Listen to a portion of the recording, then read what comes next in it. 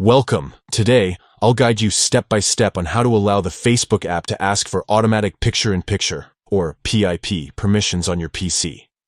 With the latest update, Facebook gives users even more control over how videos appear and play, especially if you want your video to keep playing while you multitask. Let's get started. First, open up the Facebook app on your PC. Make sure you're logged into your account so you can access all the features. Next, look for the three dots icon, typically located at the top of the page. Go ahead and click on it. This will open a new menu with several options related to your account and app management. From here, find and select the App Info option. This is where you can tweak how Facebook runs on your PC. After clicking App Info, you'll see a range of settings. What you want to do is enter the Settings section. In the Settings menu, keep scrolling until you locate the More Settings and Permissions tab.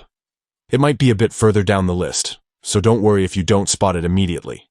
Once you find it, click on it to reveal more options that deal with Facebook's features and authorizations. Now, look for the option labeled Automatic Picture-in-Picture. This is the feature that lets Facebook automatically pop out videos in a small window while you navigate to other areas of your app or desktop. Next to this option, you'll see a few choices. Select Ask.